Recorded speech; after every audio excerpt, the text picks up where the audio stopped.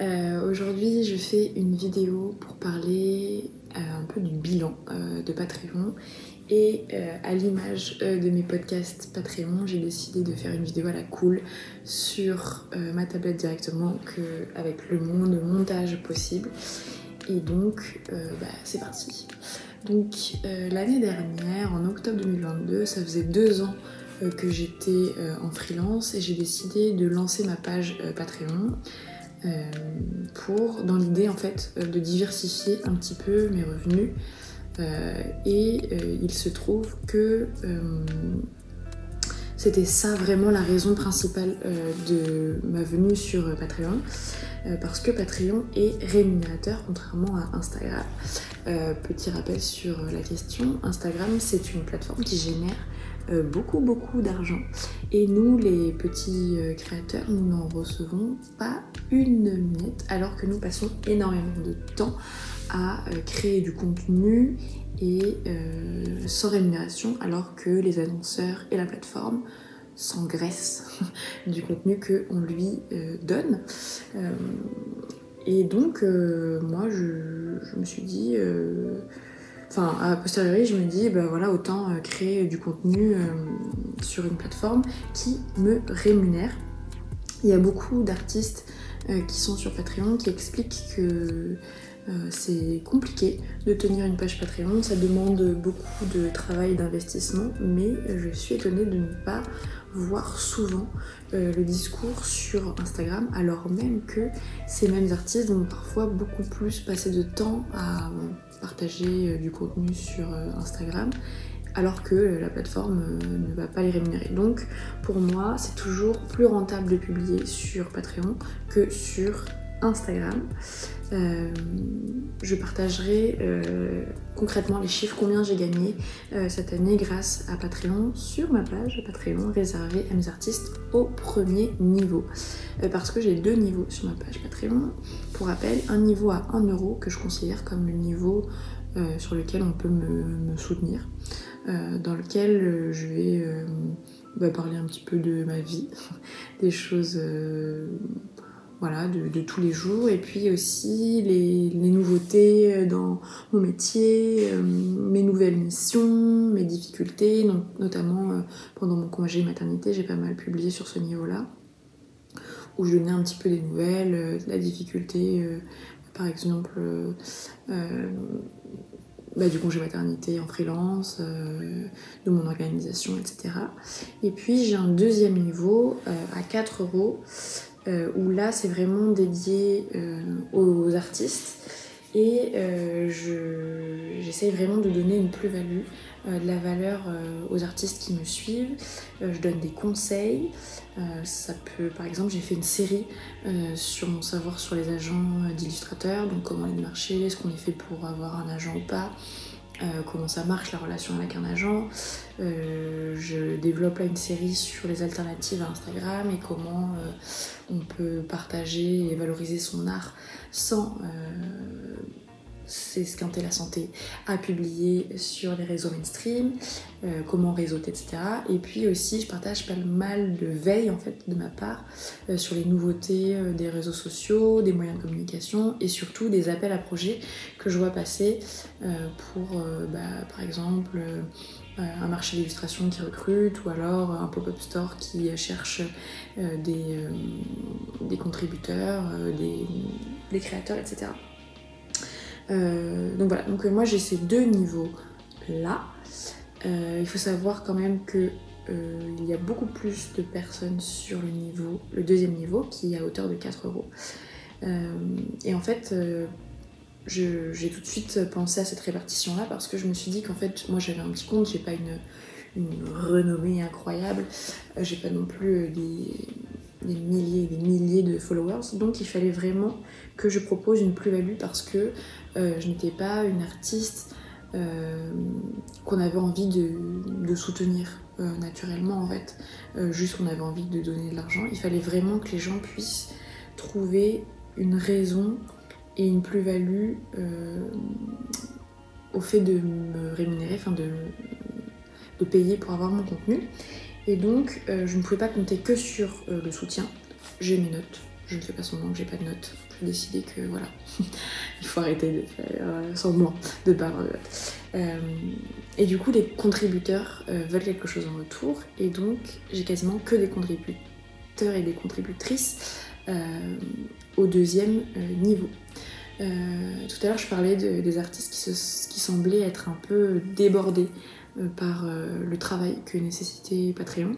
Et en fait, je crois que ce qui déborde surtout les artistes, c'est un niveau souvent supérieur à 4 €, qui consiste à envoyer des cartes postales et ou des prints, etc.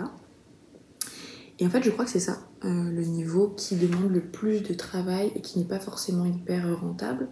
Alors que là, en fait, mon niveau à 4 €, ça me permet moi de poser mes idées clairement, de faire des analyses poussées, de la recherche et de le partager. Ce que j'aurais pu faire sur Instagram ou sur YouTube. Et simplement d'avoir une petite rémunération en compensation. Donc je trouve ça très chouette. Donc le premier argument, Patreon est rémunérateur et ça c'est cool. Avec le temps, j'ai trouvé un nouvel argument et un nouvel avantage à Patreon, c'est qu'il n'y a pas d'algorithme. Les gens qui viennent sur Patreon viennent volontairement et ils sont suffisamment intéressés pour payer. Et donc en fait il n'y a pas de logique interne à même la publication, en fait il n'y a pas de logique sur la plateforme pour gagner en visibilité. Donc il n'y a pas la pression des reels, des hashtags, des stratégies, de la régularité, etc. C'est vraiment très organique et les gens viennent donc pas d'algo. Et ça me permet de débloquer quelque chose que j'ai sur les autres plateformes. En fait, je n'ai plus de blocage lié à la forme, je me focalise uniquement sur le fond, donc à la manière un petit peu de cette vidéo qui est assez représentative du style sur ma page Patreon. J'ai plus de pression de l'esthétique pour plaire aux gens et pour avoir une image de marque en fait.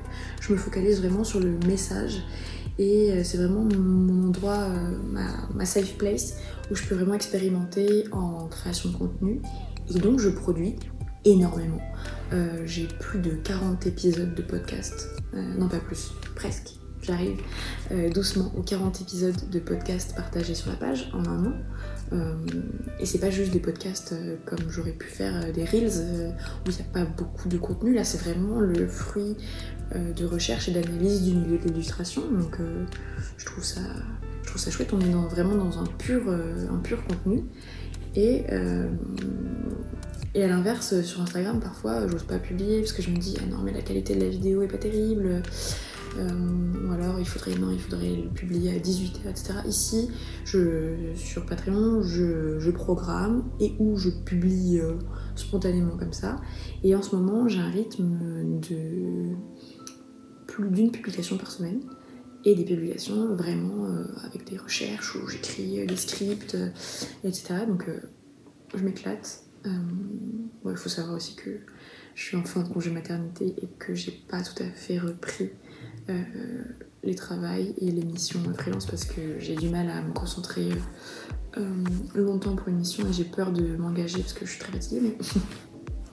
Mais en tout cas, là sur Patreon, ça me permet de publier un petit peu au fil de l'eau et j'ai su quand même tenir un rythme assez important, sauf pendant le dur du congé maternité, donc la fin de la grossesse et le post-accouchement où là j'ai un petit peu moins publié, mais je vous en parle juste après. Donc comme je disais, en ce moment je développe pas mal de podcasts qui où j'amène à réfléchir sur des alternatives pour valoriser son art sans la pression des algorithmes des réseaux sociaux mainstream. Et en fait, ce qui est assez intéressant, c'est que là, Patreon veut de plus en plus développer une partie publique gratuite.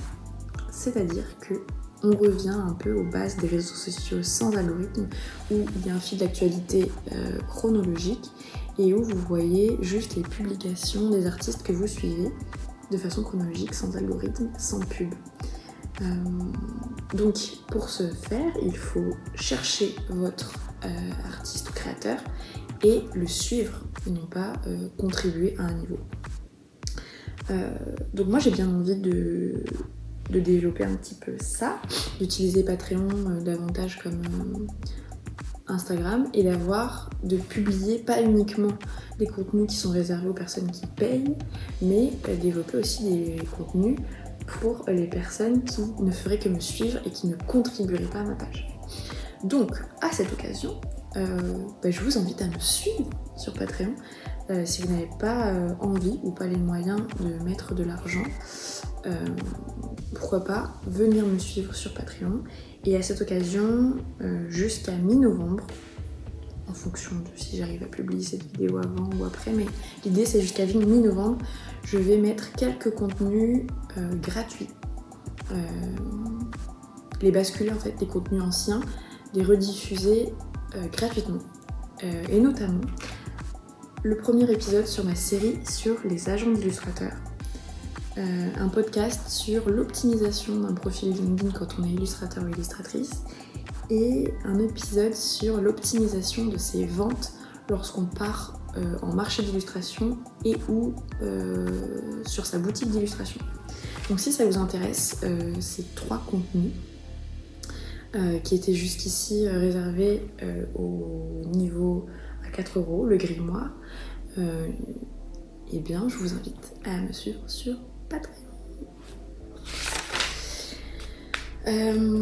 Donc je disais que l'avantage de Instagram, c'est quand même qu'il n'y a pas d'algorithme, mais le problème c'est qu'il y a une limite à mon raisonnement, c'est qu'il n'y a pas ou très peu de découvrabilité sur Patreon. Donc il y a une nécessité de communiquer ailleurs pour ramener du monde sur Patreon, ce qui n'est pas évident quand on a une petite communauté, j'en conviens. Et donc, si je peux vous conseiller quelque chose, c'est donc d'une part d'avoir un niveau où il y a un vrai apport de valeur, mais faire quelques petits coups marketing. Et moi j'ai fait quelques coups marketing. Donc par exemple cette vidéo, c'est un moyen de ramener du monde sur Patreon. Mais j'ai aussi fait des petits événements, en quelque sorte. Donc par exemple, il y avait un espèce de concours où j'offrais à 10 illustrateurs et illustratrices une book review dans laquelle en fait les personnes qui s'inscrivaient pouvaient me demander qu'on passe un temps ensemble pour revoir leur portfolio et leur donner des conseils pour l'améliorer. J'ai aussi fait un webinar où j'explique point par point comment optimiser son profil LinkedIn quand on est illustrateur ou illustratrice. Et là, dernièrement, je prépare un projet artistique collaboratif avec mes contributeurs et mes contributrices. Je vais publier en public, donc gratuitement, le podcast explicatif sur ce projet. Il doit être disponible à l'heure actuelle sur Patreon, donc si ça vous intéresse de participer à un projet chouette collaboratif entre artistes et accessible à tous, il n'y a pas de limite géographique, n'hésitez pas à aller faire un tour sur ma page Patreon. Mais donc, ces différents moyens de marketing, si on parle un peu chiffres, quand j'ai lancé ma page Patreon, j'ai réussi à avoir 7 contributeurs et contributrices, tous à 4 €.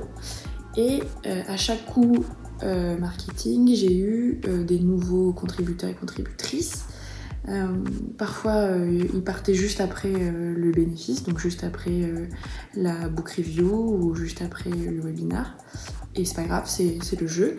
Et par contre il y a eu beaucoup d'annulations de contributions pendant mon congé maternité parce que j'ai annoncé que j'allais moins publier, et j'avais proposé aux gens de passer à 1 € pour continuer à me soutenir et avoir quelques updates de ma vie de future maman et de jeune maman. Et si on fait le total, là il y a 25 personnes qui ont contribué une fois ou plusieurs fois à ma page Patreon, donc je trouve ça pas mal. Et aujourd'hui j'ai 17 membres actifs avec une personne au niveau 1 et 16 personnes au niveau... donc niveau 1 c'est journal de bord, et 16 personnes au niveau 4. Le grimoire avec tous les podcasts intéressants, etc. Patreon, c'est vraiment du coup ma découverte de cette 3e année de freelance. C'est vraiment mon réseau chouchou. Il y a plein d'autres plateformes qui fonctionnent sur le même principe. C'est juste que Patreon est très connu dans la sphère artistique. Il y a beaucoup d'illustrateurs et d'illustratrices, d'artistes peintres, etc. qui sont sur cette plateforme. Donc c'était pour moi naturel de me tourner vers cette plateforme-là. Et donc si vous êtes artiste, moi je vous conseille d'aller vers une plateforme là où les gens de votre communauté sont déjà et n'ont pas peur de mettre de l'argent, n'ont pas peur d'être arnaqués. Donc voilà, c'était un choix aussi éclairé de ma part en quelque sorte. Et c'est tellement ma plateforme chouchou que j'aimerais aujourd'hui utiliser cette plateforme de façon harmonieuse, un petit peu moins capitaliste que Instagram. Et mon idée, ça serait d'investir soit un pourcentage, soit une somme fixe de ce que je gagne sur Patreon pour soutenir d'autres artistes sur la plateforme. Et donc voilà, une espèce de cercle vertueux où je réinvestis en quelque sorte un montant gagné pour soutenir d'autres artistes et pour encourager la création sur Patreon et me détacher petit à petit d'Instagram. Et maintenant que Patreon ouvre une partie publique, j'ai très envie de suivre davantage d'artistes qui sont sur la plateforme.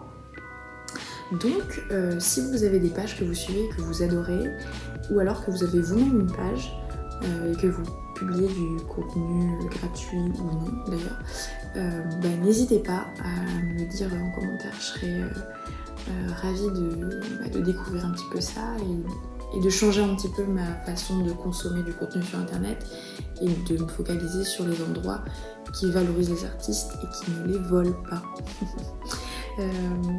Du coup, comme je disais tout à l'heure, si ça vous intéresse de me suivre sur Patreon, je vais mettre du contenu gratuit à disposition et à partir de maintenant, je vais publier davantage de choses gratuites. Mais si vous voulez en apprendre plus sur des tas de sujets hyper intéressants et sur les recherches, les analyses sur le monde de l'illustration, sur l'économie de l'illustration, sur la façon de communiquer et de valoriser son art, n'hésitez pas à me suivre et à contribuer à ma page.